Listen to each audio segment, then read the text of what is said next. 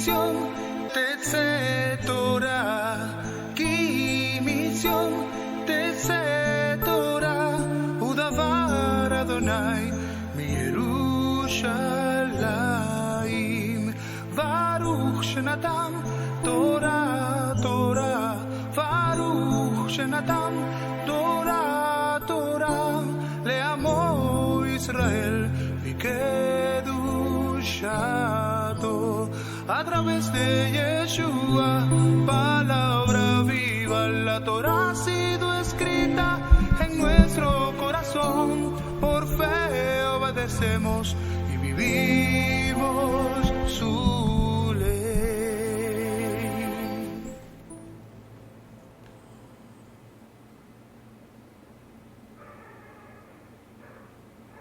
Shabbat Shalom, buenas noches, que el Eterno le bendiga, que el Eterno le guarde, que el Eterno haga resplandecer su rostro sobre ustedes, tenga de ustedes misericordia y les dé mucho Shalom. Bienvenidos a esta introducción de la parashá semanal, una cita que tenemos cada viernes después de haber recibido el Shabbat. Qué precioso es estar contando todos los días de la semana hasta que llegue este momento en el cual tenemos una cita con nuestro Creador en lo que es la introducción de la parashá semanal. Shabbat Shalom a todas las comunidades, a la comunidad Beida Bar de Higüey, comunidad Beida Bar del Bronx, comunidad Beida Bar de New Jersey, comunidad Beida Bar de La Romana, comunidad Beida Bar de Utah. Que el Eterno le bendiga a todos en este día, a cada uno de nuestros delegados, delegadas, colaboradores y colaboradoras. Y por supuesto a todos nuestros seguidores de Facebook, Twitter, Instagram, YouTube y otras redes sociales que se añaden ahí. Este es el día especial que ha hecho el Eterno para que nos regocijemos con este majestuoso estudio de la parashá semanal. Vamos a entrar de inmediato para no perder tiempo, para así ganar espacio y que podamos desarrollar todas las cosas que nos dice la parashá de esta semana, la parashá Kitizá, esa parashá número 21, parashá Kitizá, y vamos a iniciar con una plegaria para que el Padre pueda dirigirnos, para que el Padre pueda guiarnos en este momento. Baruch atah Adonai Eloheinu Melech haolam asher kidixanu v'mitbotat vetzit banu al dibrei Torah. Bendito seas tú, eterno Elohim, soberano, Rey del universo, que nos has santificado con tus mandamientos y nos ha dado tu Torah.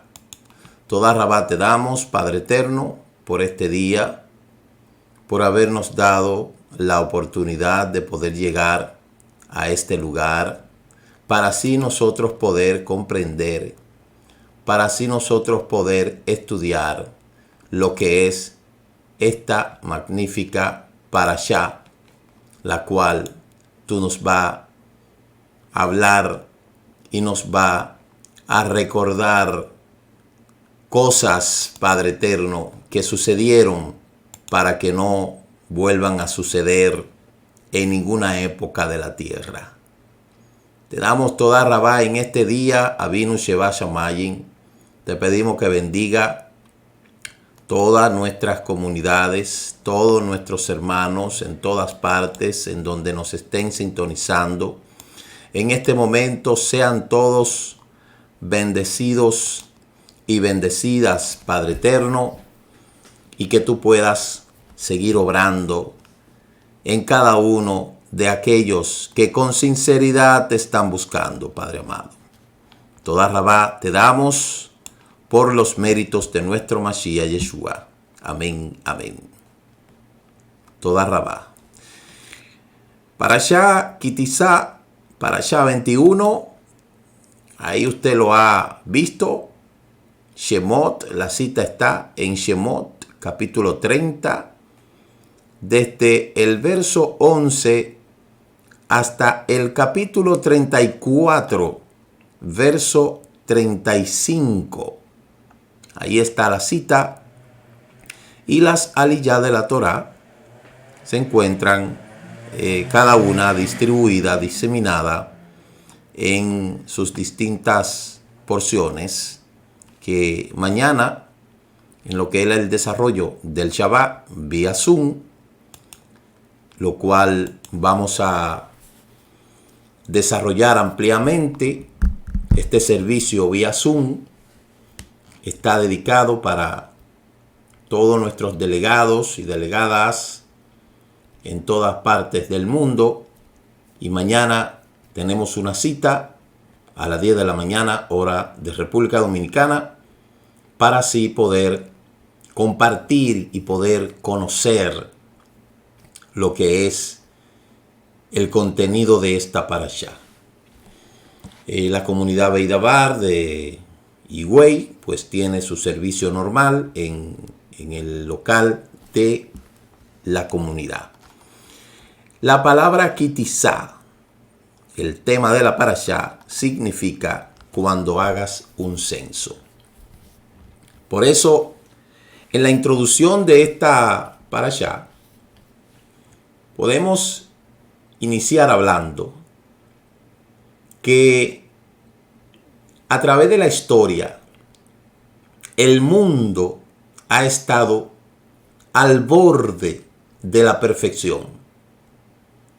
Básicamente 2 veces. La primera ocasión fue la creación de Adán. Estuvo en un instante perfecto cuando se creó Adán, pero después nosotros vimos el estrago. Adán, quien nació en el jardín del Edén, obviamente obra de las manos de Elohim. Esa fue la primera vez cuando el mundo estuvo al borde de lo que es la perfección. Y luego la segunda fue en el Éxodo, cuando Israel recibió la Torá en Har Sinaí. Esas 2 ocasiones, ¿por qué se dice que estaba el mundo casi perfecto? Porque fíjense que tanto Adán como el recibimiento de la Torá marcaron un hito en la historia de la humanidad. Pero, siempre el pero, esa preposición pero, es que daña el asunto. Una conversación puede ir bien bonita. Una conversación puede ir bien interesante. Y ahí viene esa proposición. Pero, ese pero, ay. Ese pero sí ha traído malas noticias. Te tengo una buena noticia. Ah, sí. Pero, ahí está el pero. Palabra peligrosa en nuestro idioma, el pero. Si el pecado no hubiese asomado su fea cabeza, nuestra existencia actual había llegado a un abrupto final y Elohim habría dado paso al mundo por venir. Y esta es la idea que aparece en el siguiente pasaje de uno de los tratados del Talmud. Dice Rabí Yohanan, cuando la serpiente tuvo, estamos hablando que esto es un comentario, siempre yo le he dicho que los comentarios que nosotros podemos escuchar de las distintas fuentes rabínicas son opiniones que ellos han recaudado a través de su análisis. Pero esto es obviamente subjetivo porque esto no hay una forma muchas veces de poderlo comprobar. Pero se dice que cuando la serpiente tuvo esa relación, ese contacto con Eva, insertó su defecto en la especie humana. Al momento en que Eva tuvo contacto con la serpiente, ahí mismo hubo una transferencia y ese defecto maligno fue transferido a Eva. Hay varias formas de las cosas transferirse. Muchas veces las cosas se transfieren a través de la vista, a través del contacto físico, a través del contacto sexual, varias formas. El enemigo siempre ha tenido varias formas de querer pretender acercarse al ser humano para ponerle su ingrediente. Solamente basta una sola palabra que haya sido recibida por el oyente y eso cambiaría todo. Por eso es que una sola palabra puede cambiar el curso de una vida, como lo vemos en el caso de ese contacto que tuvo la serpiente con Eva. Y aquí nosotros vemos que Israel, que estuvo en el monte Sinaí, que fue limpiado de dicho defecto, supuestamente, ¿verdad? Quienes no tuvieron en el monte Sinaí nunca perdieron. Porque cuando una cosa se pierde, eso es algo que implica mucho trabajo. Porque el usted volver a encontrar algo que perdió, muchas veces es muy difícil. Por eso hay cosas que se pierden, que nunca en la vida se vuelven a recuperar. Muchas veces no tiene que ser cosas materiales. Hay cosas materiales que usted la pierde, que usted nunca la vuelve a recuperar. Pero hay cosas que tienen que ver con los sentimientos, que tienen que ver con las relaciones entre humanos, que cuando eso se pierde, nunca más se vuelve a recuperar.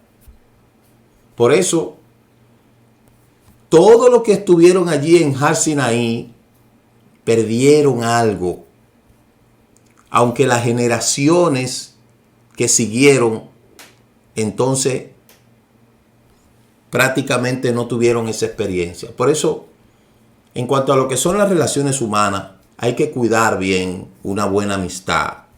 Porque cuando se pierde una buena amistad, se pierde todo. Cuando se pierde la confianza, mire, se pierde todo. Cuando se pierde el interés, cuando se pierde el amor, cuando se pierde todos esos componentes que hacen que las relaciones humanas o las relaciones entre dos personas persistan, se pierde. Cuando se desconecta esa interacción que había antes, hay cosas que se pierden que nunca más se vuelven a recuperar. Y eso pasó en Har Sinaí. Este acontecimiento que sucedió en Har Sinaí hizo que el pueblo perdiera algo que fue muy difícil el volverlo a recuperar.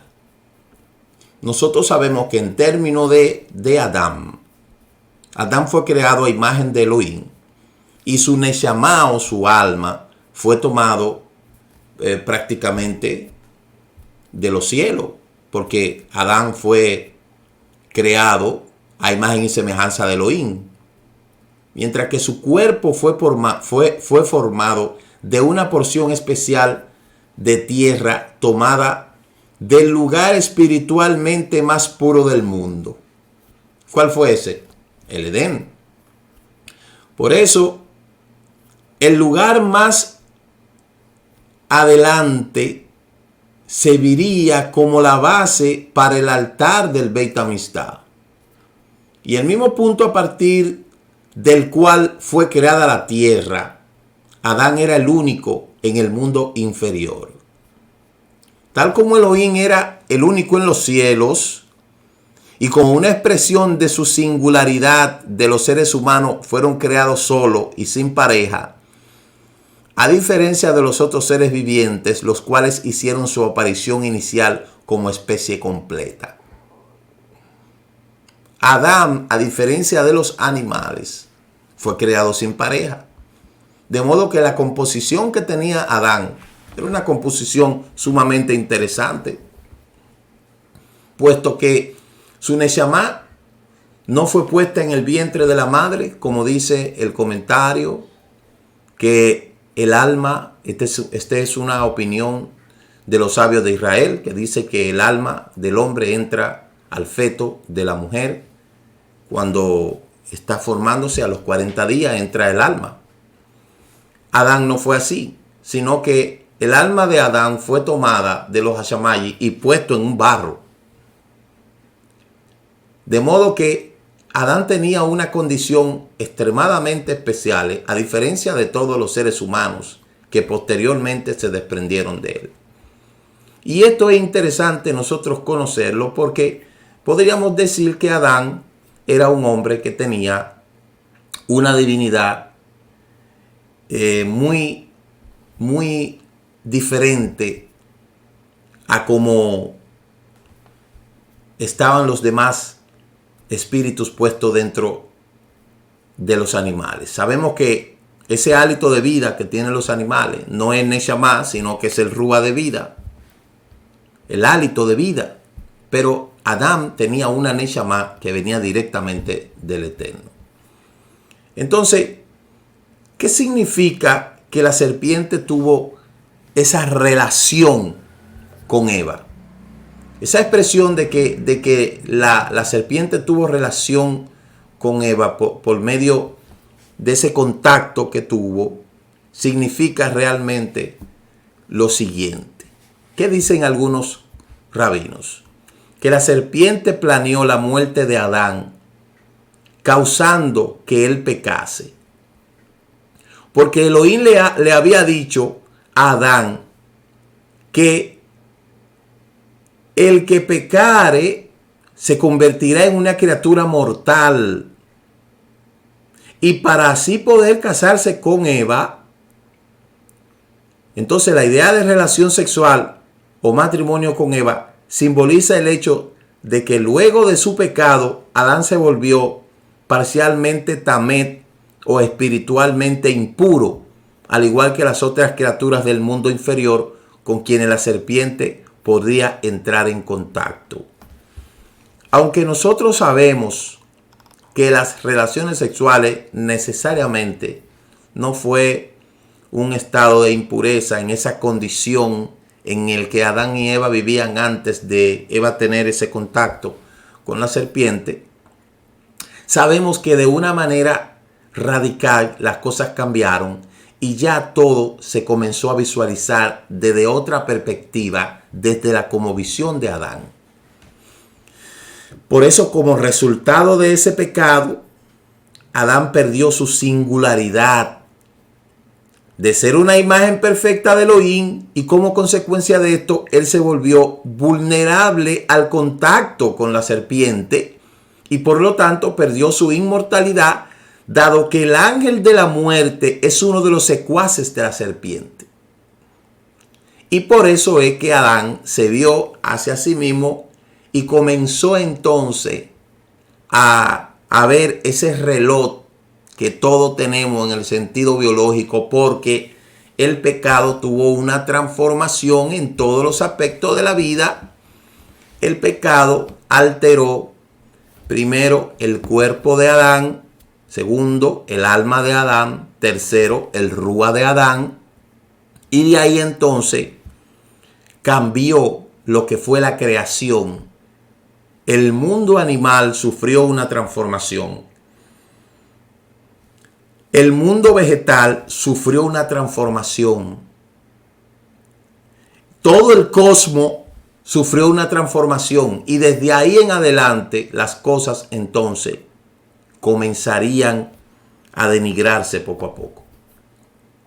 Entonces, estamos haciendo esta alusión porque esta era la condición humana hasta que Israel se paró a los pies del monte Sinaí, momento en el cual perdieron todo ese defecto de Tamet que había causado el pecado de Adán, y nuevamente era una porción de la humanidad que se estaba recuperando, y esa singularidad que tenía Adán al el pueblo de Israel salir de Egipto, estaba recuperando esa pureza de haber sido creado completamente a imagen de Elohim, como está escrito en el libro de los Salmos capítulo 82 verso 6, que dice: yo dije, ustedes son como Elohim, pero sin embargo morirán como los hombres.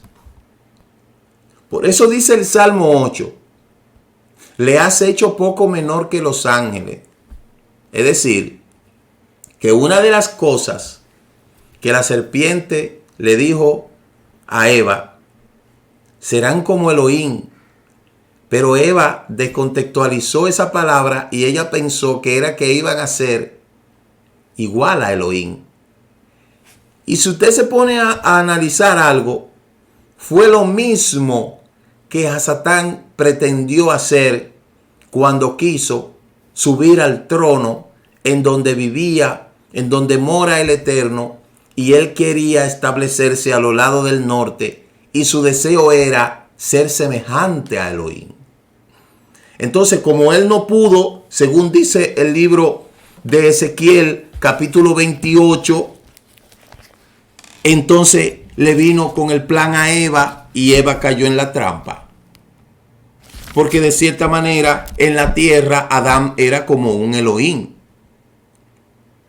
Porque Adán tenía una facultad que los animales no tenían. Y de cierta manera los hombres en su composición como Elohim es uno que está remontado en las esferas allá arriba. Y de ahí entonces comienza a desprenderse todo. Eva se creyó el cuento y dijo, pero yo no me había dado cuenta de que yo voy a ser como Elohim. Lo mismo que Satán quería hacer, que no se le dio el plan, entonces le vino con el cuento a Eva y Eva cayó en la trampa. Entonces nosotros podemos ver ese engaño que Satán le llevó a Eva, y Eva cayó tranquilita pensando que de verdad ella iba a ser como Elohim. Y qué mentira más grande, que alteró prácticamente todas las cosas. Donde yo compruebo que uno de los deseos de Satán era ser semejante al Altísimo. Y fue con el mismo cuento con que le vino a Eva. Mírelo ahí, Ezequiel capítulo 28, verso 13. Aunque este capítulo está hablando una endecha contra el rey de Tiro, sabemos bien que estas palabras no son dirigidas al rey de Tiro.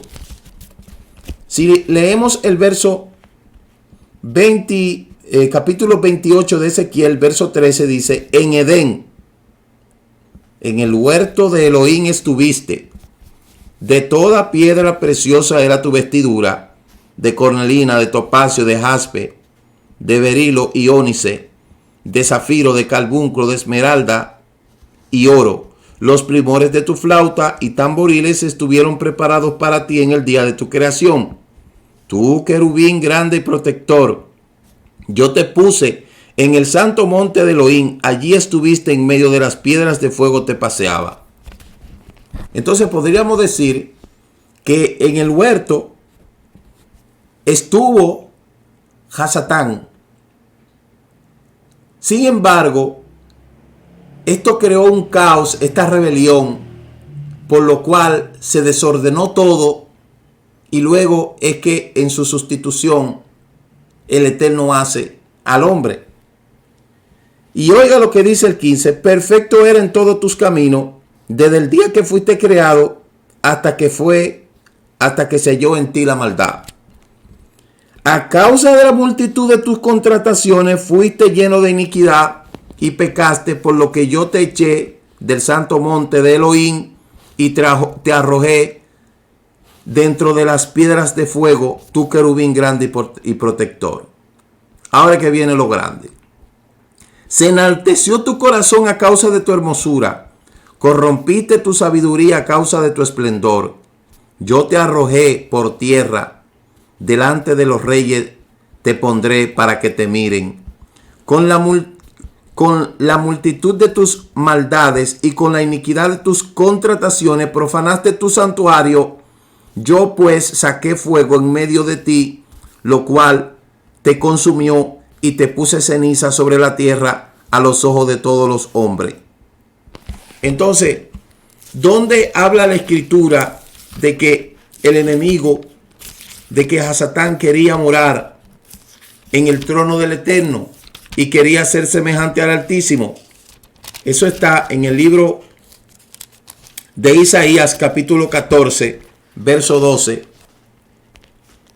Como caíste del cielo, oh lucero de la mañana, cortado fuiste por tierra, tú que debilitabas a las naciones, tú que decías en tu corazón: subiré al cielo en lo alto, junto a las estrellas de Elohim levantaré mi trono, en el monte del testimonio me sentaré a lo lado del norte.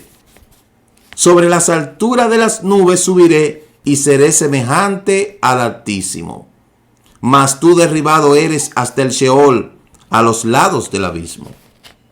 Entonces ahí nosotros podemos ver que el cuento que la trampa que él no pudo hacer, el plan que él no pudo hacer, al hacer él contrataciones contra el Eterno, entonces le fue con el proyecto a Eva, un proyecto fracasado. Entonces se le fue a proyectar a Eva, tiene ese contacto, esa relación con Eva, y Eva cae en la trampa. Y de ahí entonces viene la desgracia. Entonces por eso dice el Salmo 82, yo dije, ustedes son como Elohim.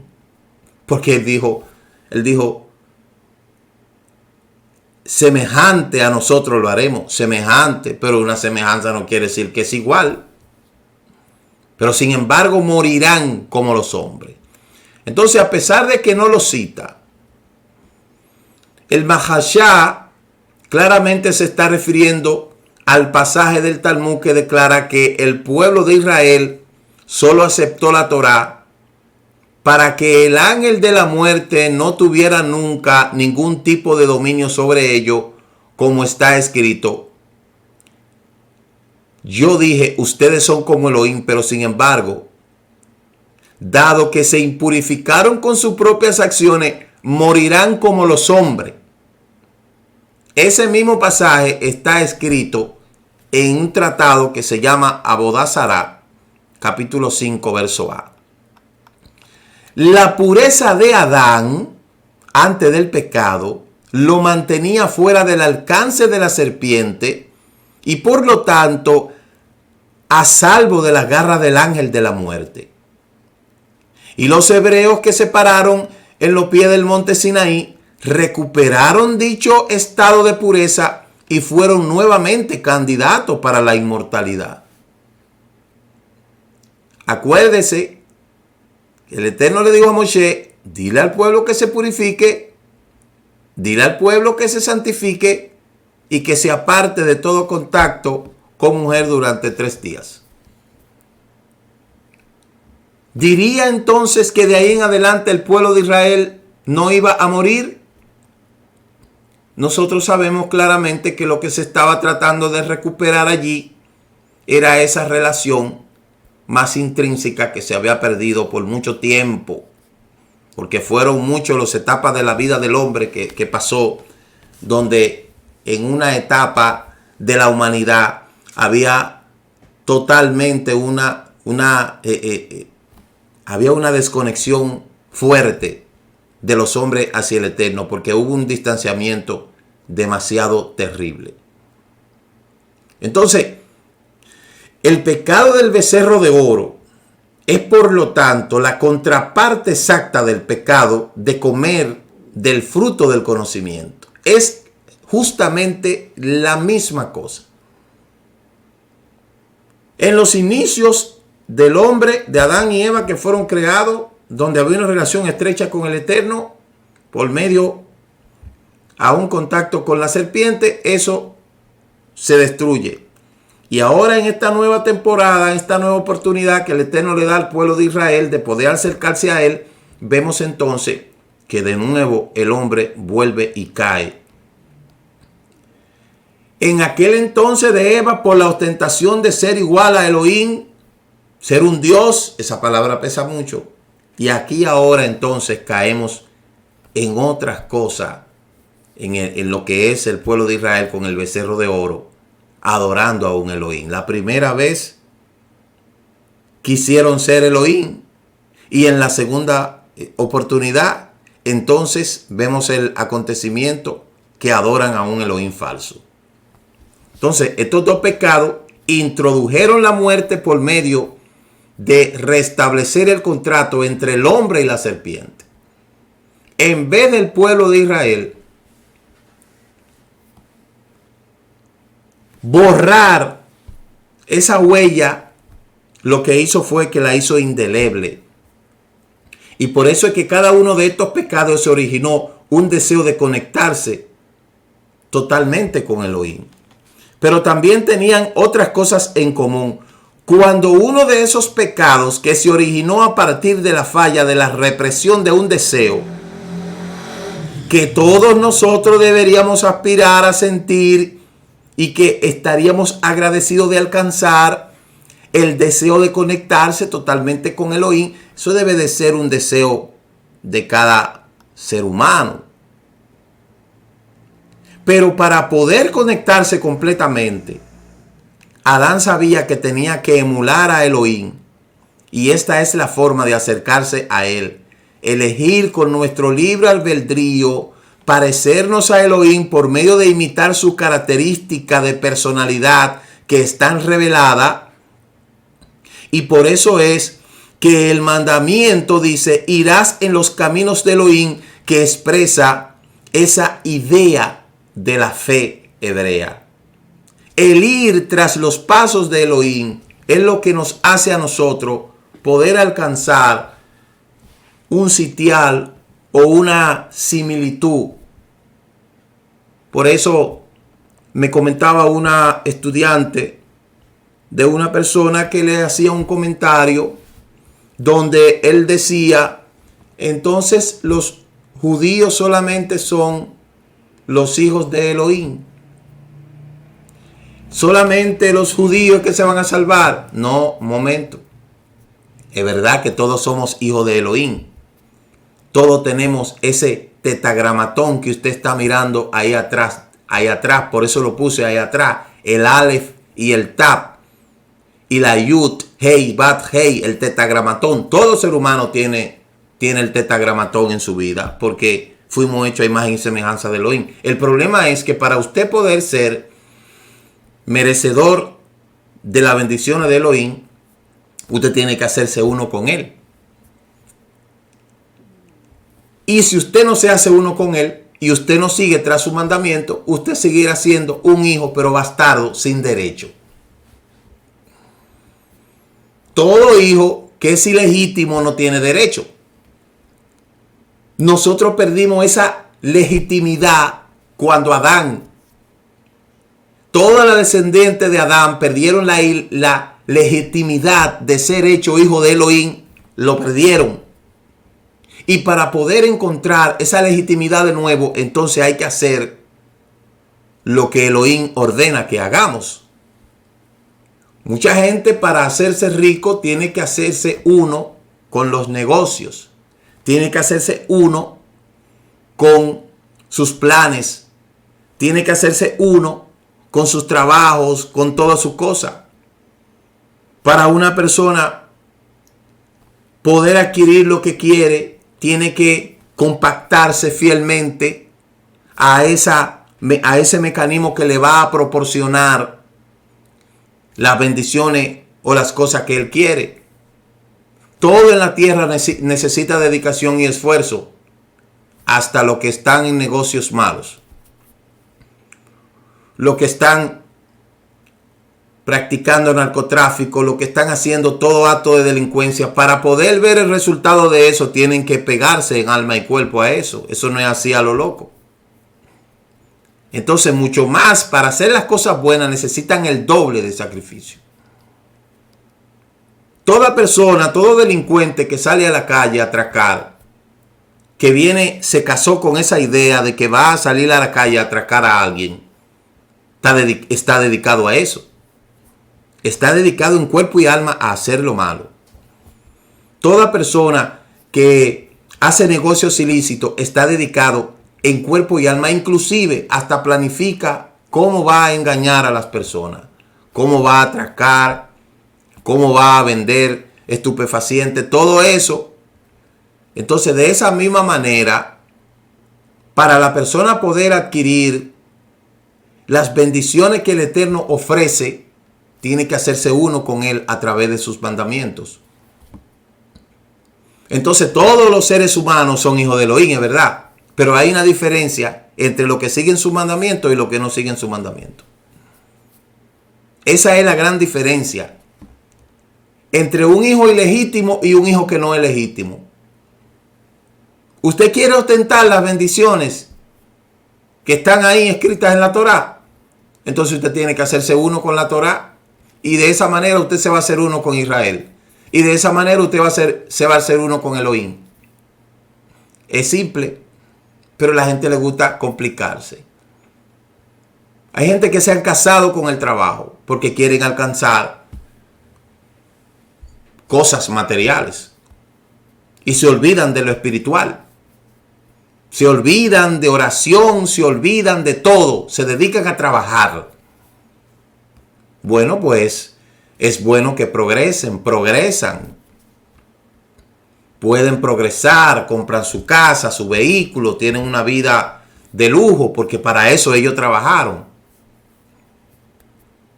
Pero entonces después no puede venir a exigir una herencia espiritual, porque usted no trabajó para eso, usted se dedicó a buscar todo lo material aquí en la tierra. Usted se dedicó nada más a buscar el dinero. Entonces después no se puede quejar, después no puede decir cuando muera de que Dios lo acoge en su santo seno. No, sí, bueno, sí, Dios lo puede acoger en su santo seno. Entonces tenemos que hacernos la idea claramente de que si usted quiere ser llamado hijo del Eterno, aquellos que son llamados hijos del Eterno son aquellos que guardan y obedecen sus mandamientos. Hay personas que no tienen quizá una responsabilidad espiritual como yo la tengo. Quizás no tienen la facilidad de dar un estudio como yo lo doy. O no tienen el llamado a enseñar, o no tienen el llamado a dirigir, pero tienen el llamado a ser mano. Ellos no pueden hablar con fluidez una parashá, ellos no pueden hablar con fluidez un estudio, pero con su mano aportan para que el trabajo continúe hacia adelante. Y eso también es digno de ver, porque ya yo lo he hablado de los dos hermanos que habían en las tribus de Israel, Zabulón y Neftalí. Zabulón hacía los trabajos y financiaba a Neftalí sus estudios.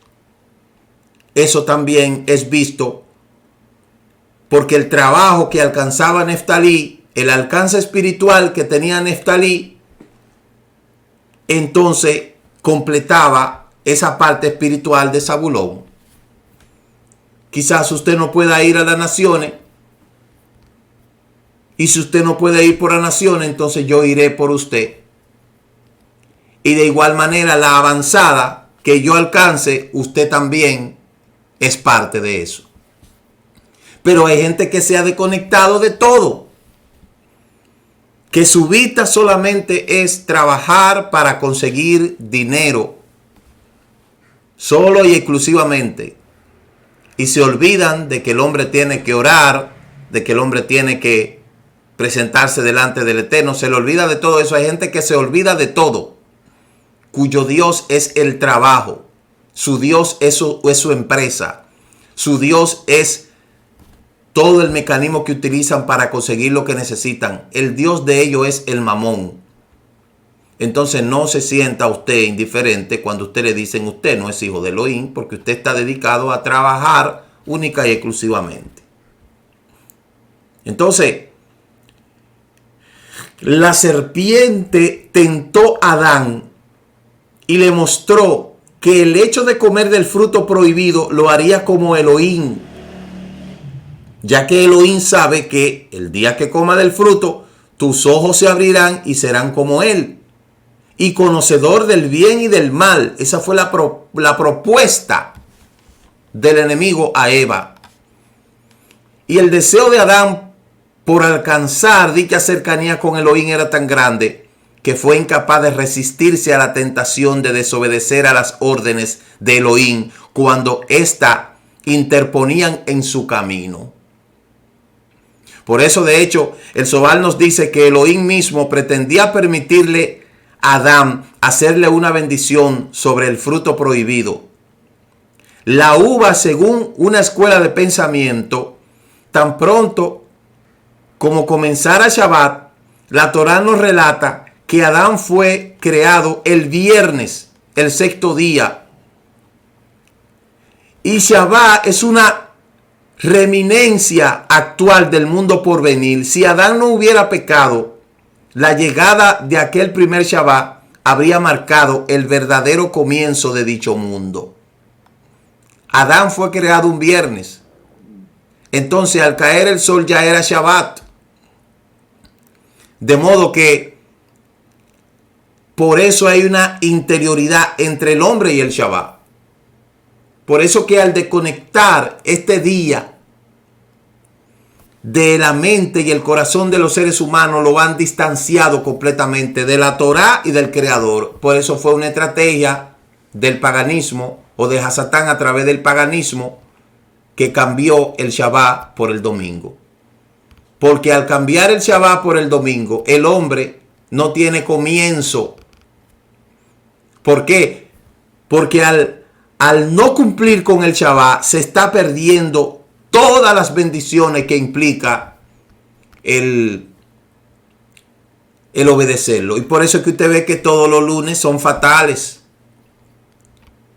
Para mucha gente dice, ay caramba, ya viene el lunes, porque no se dan cuenta que el Shabbat, que debe de ser el día de descanso, y el domingo, el primer día del trabajo, al cambiar eso, entonces el domingo se convierte en un tormento y el Shabbat y el lunes en un desastre. Y por eso es que usted ve las cosas que pasan los fines de semana. Los grandes accidentes, las grandes muertes, los hechos más terribles están pasando los fines de semana. Porque la humanidad debería de estar encerrada en su casa, guardando Shabbat, estudiando la Torá. Sin embargo, la humanidad está en otra cosa. Y al lunes nosotros vemos los resultados. Tantas personas fallecieron ayer, tantas personas se murieron ayer, porque el hombre no tiene que estar en eso. El hombre, al caer el sol el viernes, debe de estar celebrando el Shabbat, pero el hombre quiere estar buscando lo que no tiene que estar buscando. Y esas son las consecuencias. Entonces, el pecado del becerro de oro, aterrizando ya un poquito más profundo en lo que es la introducción de esta parashá, el pecado del becerro de oro provino de un deseo similar. La Torá nos informa que cuando Moshe no regresó a tiempo como se esperaba, el pueblo fabricó inmediatamente un becerro de oro. Y los comentaristas explican que en realidad, si llegó a tiempo Solo que hubo un pequeño problema de cálculo. Moshe llegó a tiempo, pero lamentablemente el pueblo se había desesperado. Los 40 días que habían sido asignados para la escritura de la Torá llegaron realmente a su fin un día después de eso. Por lo tanto, el pecado del becerro de oro fue en realidad el resultado de un error de cálculo de un solo día. A su vez, este error en el cálculo fue causado por la impaciencia. Después de esperar tanto, después de esperar 40 días, 39 días, entonces se desespera. La desesperación es parte del fracaso. Cuidado si usted después de estar esperando tanto, a última instancia se desespera y comete el error y pierde todo. Cuidado si después de estar intentando tantas veces eso que te has propuesto hacer al punto de conseguirlo, te desespera. La desesperación es parte del fracaso. Un estudio de los comentaristas revela que la fuente de dicha impaciencia fue la intensa frustración del pueblo por la falta de habilidad de conectarse con Elohim. Eso fue lo que pasó con el pueblo, esa fue la desesperación. Porque si el pueblo hubiese estado conectado con Elohim, no se desespera. A veces llega un momento a la vida de nosotros que parecemos como que todo ya se va a echar a perder. Y como que todo ya no tiene salida. Después de esperar tanto tiempo, mire, uno cae en unos momentos de desesperación que son los momentos finales de la prueba, y es ahí donde hay que tener permanencia. Sin embargo, la gente se desespera y se desconecta del Creador, y por eso es que lo pierde todo. La desesperación es parte del fracaso. Por eso nunca te debes de desconectar del Eterno, porque cuando se desconecta esa línea, cuando se te cae esa línea, pierdes todo. El amor de Israel por Elohim luego del encuentro del Sinaí era tan grande que ellos sintieron que la falta de contacto directo con Elohim creó esa desesperación. Y en ausencia de Moshe, mucho peor. La gente no quiere entender que los líderes han sido puestos para fortalecer y para motivar al pueblo, y que ningún pueblo va a llegar a la meta final sin un líder. Ninguna persona va a llegar a ningún lugar guiándose solo, porque para eso él dejó al líder. Mire que después que Moshe no estaba ahí, usted ve todo lo que el pueblo hizo, porque un pueblo no puede dirigirse sin un líder. Una vida no se puede dirigir sin un guía. Eso no es verdad. Todas esas personas que han venido aquí a la restauración y han creído que ellos se van a dirigir solo, cuénteme cómo le está yendo. Cuénteme cómo le está yendo. ¿Por qué? Porque nadie en este mundo puede guiarse solo. Cuando mucha gente dice, no, a mí el que me guía es el Elohim. Entonces, muy bien, Elohim es que lo está guiando. Pero aquí usted le pide consejo a él y él le da la respuesta satisfactoria inmediatamente. Usted está en un nivel espiritual tan grande que ya no necesita el consejo de ningún hombre. Lo felicito si es así, si ha llegado usted a esa altitud. Pero en este mundo todo el mundo necesita un guía espiritual. Mire lo que le pasó al pueblo cuando en la ausencia de Moshe. La condición que tenemos en la mayoría de las naciones, o donde tenemos grupos que todavía no hemos consolidado, quizá una comunidad, es por la falta de liderazgo. Porque hace falta un líder, cabeza, un Rosh Kahal, al cual el pueblo escuche y el cual el pueblo se deje dirigir. Y eso es lo que está haciendo falta. Por eso es que usted ve que el trabajo nuestro es tan arduo, porque tenemos que estar organizando aquí, allí, aquí, allá. Porque es difícil caminar en este mundo sin un guía espiritual. Muy difícil. Por eso, en ausencia de Moshe, mire lo que el pueblo hizo. hizo un ídolo, y no cualquier ídolo, un becerro. Era simplemente intolerable. Si nosotros pensamos en ello, podíamos relacionarnos fácilmente con los sentimientos colectivos, ya que todos nos relacionamos de esa misma forma con quienes amamos.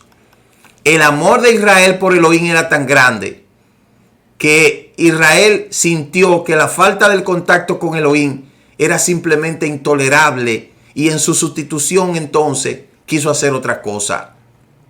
Nosotros no tenemos que estar en contacto constante con quienes amamos. Yo tengo personas que yo no hablo casi con ellos, pero sé que son personas que me aman y yo los amo. Pero que en cualquier momento necesitamos saber si está pasando algo. Hay una forma de ponernos en contacto en caso de esa necesidad.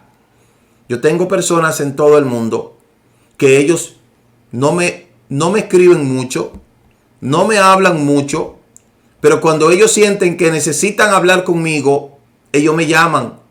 Necesito hablar con usted, Roé. ¿A qué hora le llamo? Necesito comentarle algo. Porque ellos sienten que yo estoy en ellos y ellos están en mí. Ellos forman parte de mí, yo formo parte de ellos. Y ahí están, Roé, esto y lo otro.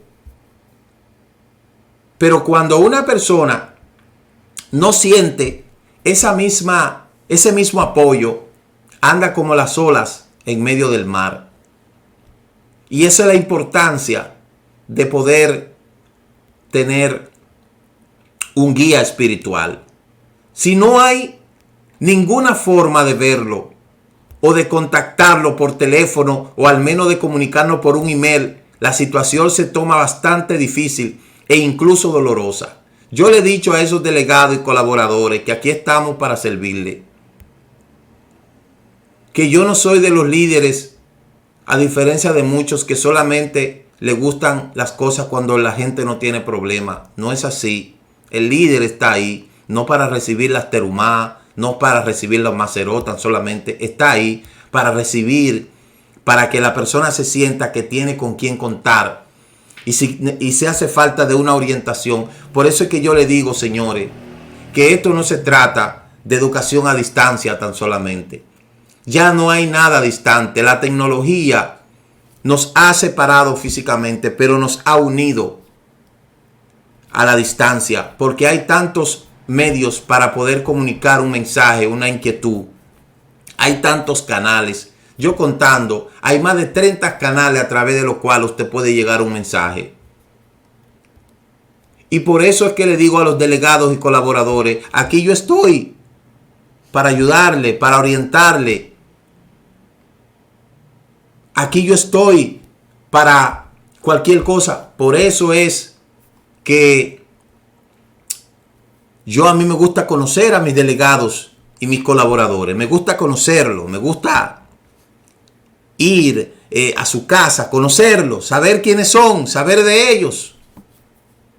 Porque es muy fácil estar dando clase a distancia y que solamente la gente me vea por aquí, por YouTube o por las redes sociales y luego nada más. No.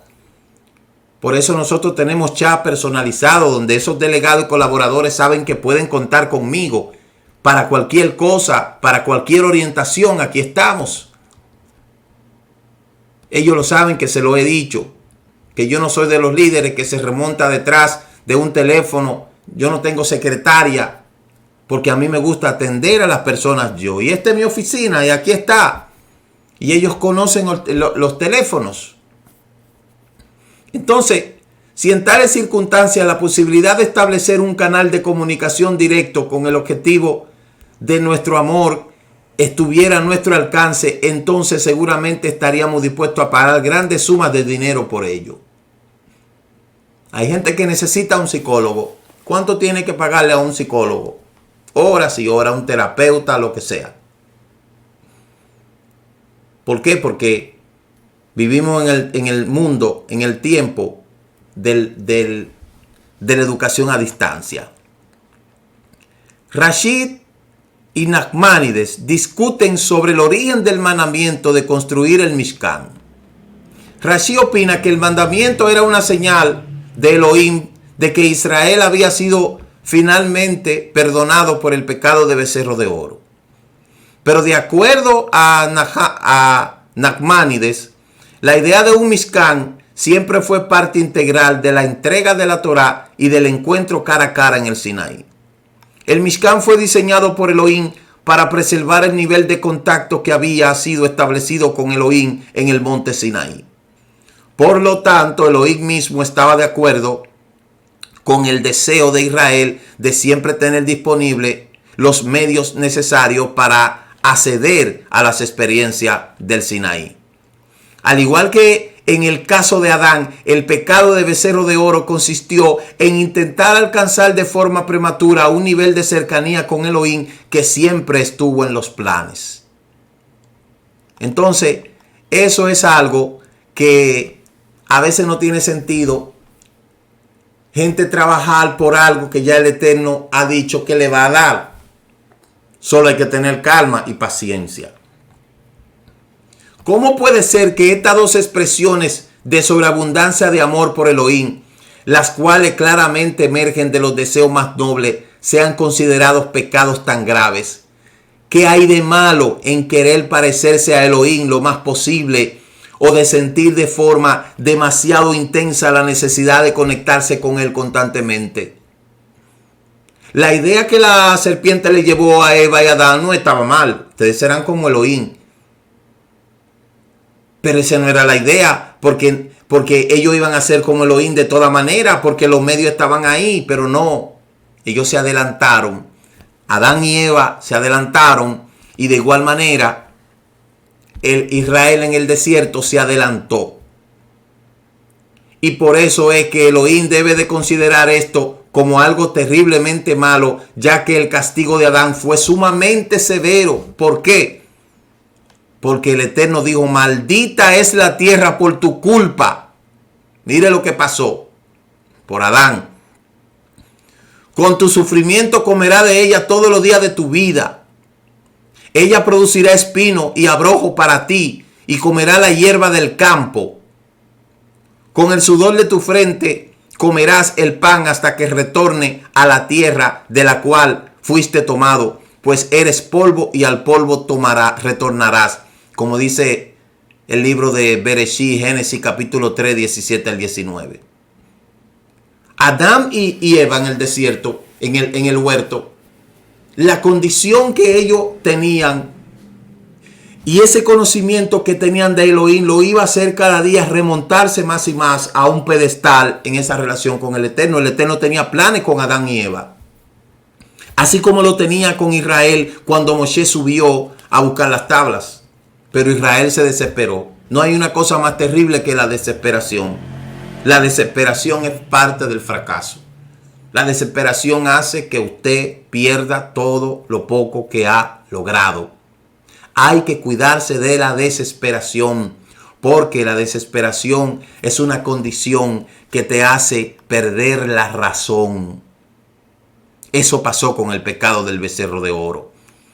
Pero ¿acaso tiene sentido tomar a Adán, aquel sublime ser humano quien fue creado para alcanzar las vertiginosas alturas de los niveles espirituales más grandes, quien aspiraba con todo su corazón a transformarse a sí mismo hasta llegar a ser una persona perfecta a la imagen de Elohim y someterlo a una vida de eterno trabajo agrícola, lo cual efectivamente socavaría todos sus nobles deseos y aspiraciones? ¿Usted cree que este era los planes del Eterno? No.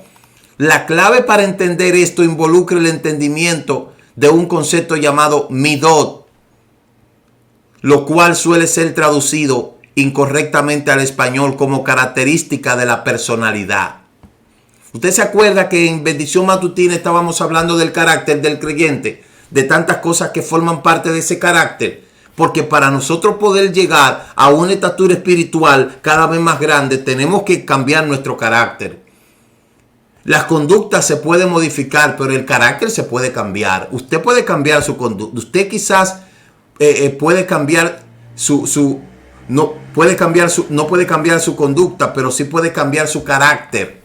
El carácter se puede modificar. ¿Por qué? Porque esto va a hacer que usted pueda tener otra personalidad.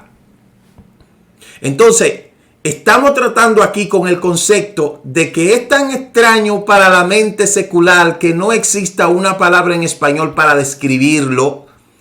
Sin embargo, las midot son tan centrales para la fe monoteísta que el Gaón de Vilna declara en reiteradas ocasiones que el propósito principal de enviar al hombre a este mundo es para que trabaje sus midot, para que trabaje su carácter. La palabra midot en hebreo significa medida, y todas nuestras interacciones con el mundo deben de ser medidas, todas. Todas nuestras interacciones con el mundo tienen que ser medidas. Desde que usted se levanta hasta que se acuesta, porque todo está hecho en ese mismo renglón. Supón que A insulta a B. B se llena de un sentimiento de cólera. El sentimiento está más allá de su control, pero su respuesta es, a partir de dicho sentimiento no lo está. Por lo tanto, B tiene muchas opciones. Él puede insultar de vuelta a, puede golpear, a tomar una arma y matarlo, puede desafiar a un duelo o puede simplemente tragarse su rabia e irse de allí. Uno de los grandes errores de los seres humanos es cuando están bajo la ira.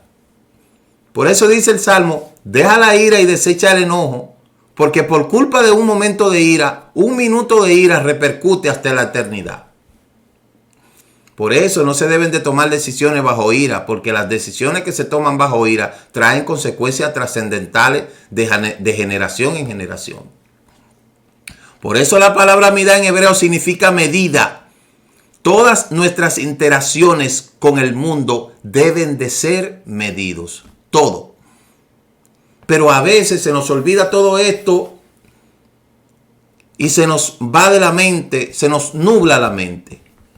Si B es una persona que no tiene autocontrol, entonces él seleccionará la opción de comportamiento que cabe con la intensidad de su rabia que le permita expresar al máximo. Y la mayoría de los seres humanos tienen una buena cantidad de autocontrol, por lo que es poco probable que esto ocurra. Y muchas de las opciones teóricas de B pueden que no existan realmente por la ley de la sociedad o por las convenciones sociales, lo cual le deja una selección más limitada de opción para escoger. Todo el tiempo que B exprese su rabia solo con estas consideraciones en mente, es decir, cuál es la mejor manera de comunicar los sentimientos y cuál es la forma socialmente aceptable para expresarlo, él no estará ni cerca de expresar verdaderamente su medida, a pesar de que esté actuando con autocontrol. Porque ante el actual y el proceder debe de haber un equilibrio mental, porque si no, todo va a ser una catástrofe. Para comportarse con medida, B deberá de someterse a un ejercicio totalmente diferente de los mencionados anteriores, lo cual son automáticos e instintivos para todos los seres humanos. Él deberá preguntarse a sí mismo, ¿qué haría Elohim en dicha situación? Y debería intentar modelar su propia respuesta en base a la respuesta divina. Eso nos debe de llamar la atención a nosotros en nuestra manera de proceder, para que en el momento en que se tenga que tomar alguna decisión, pensamos primero cómo lo haría el Eterno, qué haría el Eterno. Por eso es que usted no puede vivir en este mundo solo, ni puede caminar solo, porque si usted no tiene un guía espiritual a quien usted consultar, usted va a cometer errores terribles. Por eso Maimónides nos informa que el método correcto para lidiar con las situaciones está comandado por el más central de los mandamientos positivos de la Torá, el mandamiento de ir tras sus caminos. como la Torá es nuestra regla de conducta, se supone que todo lo que usted necesita, un buen consejo, usted debe de buscarlo ahí. Pero el problema radica en que no todo el tiempo usted tiene el tiempo para buscar exactamente ese consejo. Y por eso es que tenemos que consultar a nuestro guía espiritual. Porque el guía espiritual, como tiene el estudio constante en todas esas cosas, por eso es que el judío es tan celoso con su rabino. Porque ese es su guía espiritual. Porque mientras usted está buscando negociar o usted está haciendo sus quehaceres que no tiene que ver nada con la Torah, ese guía está estudiando. Está haciendo el estudio suyo y en la parte que le corresponde a él, para cuando usted venga con un problema, él saber cómo responderle. Entonces, de cierta manera, el trabajo de ser guía espiritual no es tan fácil, porque el guía espiritual tiene que alimentarse constantemente y tiene que vivir constantemente estudiando. Toda persona que habla en un medio, que habla hasta en un pequeño audio, tiene que estar preparado, porque eso que está hablando, en algún momento de la vida alguien lo va a llamar o va a tratar de hablar con él, porque él entiende que usted tiene capacidad para cualquier consejo. Entonces, si usted no tiene el acceso, o la gente no tiene el acceso a usted, pues más le vale que usted deje de estar haciendo lo que usted está haciendo, porque entonces usted está haciendo algo que va totalmente contradictorio a lo que es las cosas. Y por eso es que el trabajo de ser maestro no es tan fácil. No es tan solamente aprender conceptos. Los rabinos enseñan sobre el contenido del mandamiento, tal como Elohim es llamado misericordioso. Asimismo tú debes de ser misericordioso.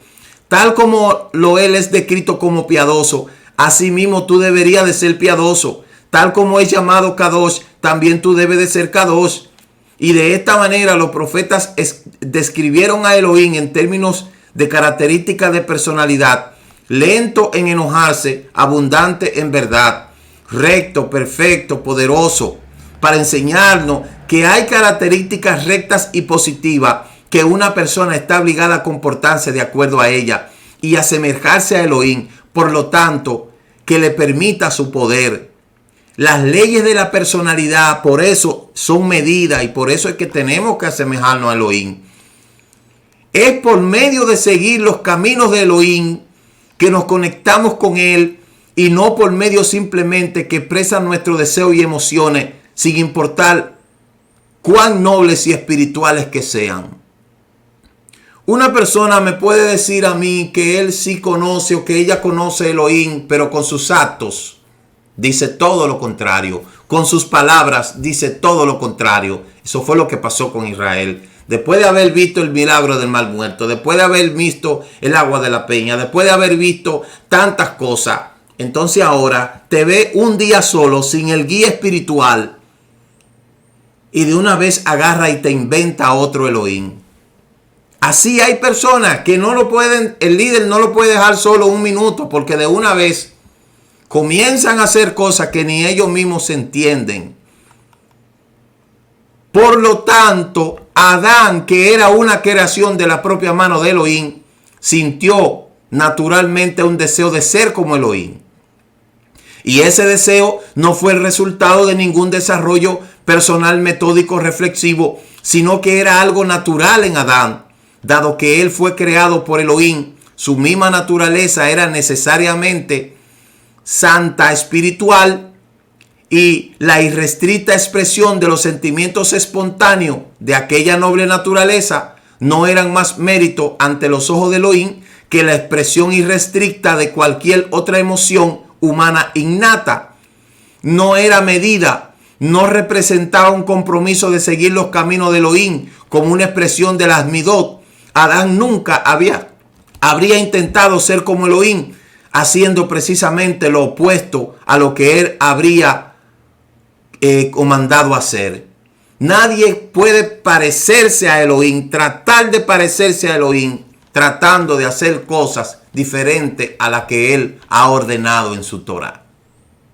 De la misma forma, cuando Elohim sacó a Israel de Egipto con señales y milagros, alimentó al pueblo con maná en el desierto, se reunió con ellos cara a cara y le entregó la Torá, Él le elevó de forma natural al pueblo a un plano espiritual sumamente elevado, en el cual el amor por Elohim y la interacción constante con Él era una parte esencial del día a día.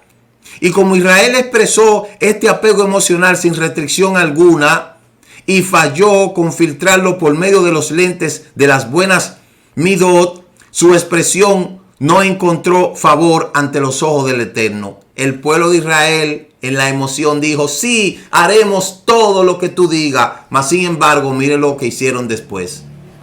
Por eso nunca responda bajo emoción, nunca prometa nada bajo emoción, porque va a quedar mal. De hecho, el mal entendimiento del rol de las midot y la importancia de trabajar en ella es la causa de la idea errónea más común respecto a que constituye una relación humana divina sana. Aquellos de nosotros que hemos dedicado al menos una parte de nuestra vida a desarrollar dicha relación, tenemos el sentimiento equivocado de que nuestros esfuerzos son en vano, a menos de que experimentemos una cercanía emocional con Elohim por medio de nuestras plegarias y el servicio divino.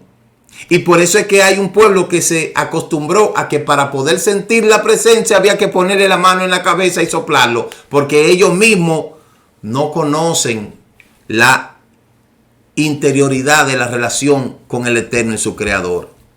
De hecho, a muchos de nosotros nos molesta una pregunta existencial que remece las mismas bases de nuestra fe en Elohim, pese a que raramente es expresada de forma abierta.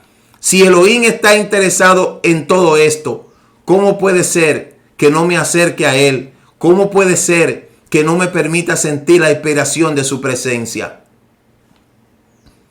Eso fue la respuesta clara. Eso fue lo que nosotros vimos en Shaul, el rey, respecto a los amalequitas. Contra el mandamiento de Elohim, Shaul no destruyó lo mejor del ganado de los amalequitas. Cuando el profeta Shemuel lo confrontó por esto, él respondió, de Amalek los he traído porque la gente se apiadó de lo mejor de ovino y de bovino para ofrendarlo a Elohim, pero lo demás lo destruimos, como dice Primera de Samuel capítulo 15 verso 3. Y nuevamente cuando Samuel continuó reprimiendo por su desobediencia, dijo, pero yo escuché la voz de Elohim y caminé en el camino por el cual él me envió. Traje a Gat, al rey de Amalek, y destruí a Amalek, y el pueblo tomó los ovinos y los bovinos del motín, lo mejor de lo que debía ser destruido para ofrendarlo a Elohim en Gilgal. Entonces nosotros vemos que Shaul, el rey, creía genuinamente que él se había quedado con lo mejor de los ovinos y bovinos para ofrendarlo a Elohim y que no estaba violando ninguna manera los mandamientos de destruir a todo lo que pertenece a Amalek. Y la respuesta de Shemuel fue la siguiente: ¿acaso Elohim disfruta de los holocaustos y sacrificios, así como la obediencia de su palabra? He aquí que la obediencia es mejor que los sacrificios y prestar atención mucho mejor que las grasas de los carneros. Usted puede ser una palomita blanca que no mate ni una mosca. No basta con ser palomita blanca ni que no mate ni una mosca. Si usted no obedece, usted no ha experimentado esas cosas que el Eterno ha dicho. Por lo tanto, nos invita a la parashá en esta semana a nosotros reflexionar en este acto que cometió el pueblo de Israel y que entendamos claramente que todas las cosas son por medida. Mañana nosotros vamos a estar debatiendo estas cosas más ampliamente para que nosotros podamos entender a profundidad las terribles consecuencias de las decisiones bajo emoción y sobre todo la importancia de no hacer las cosas con sentido común. En el lado positivo, por eso le invitamos mañana a que usted pueda conocer a profundidad esta parashá, lo cual será de bendición. Que el Eterno le bendiga, que el Eterno le guarde y nos veremos mañana en la transmisión de esta parashá semanal. Amén. Shalom, shalom. כי מציון תצא תורה, כי מציון תצא תורה, ודבר אדוני מירושלים. ברוך שנתן תורה, תורה, ברוך שנתן תורה, תורה, לעמו ישראל וקדושתו. A través de Yeshua, palabra viva, la Torah ha sido escrita en nuestro corazón. Por fe obedecemos y vivimos su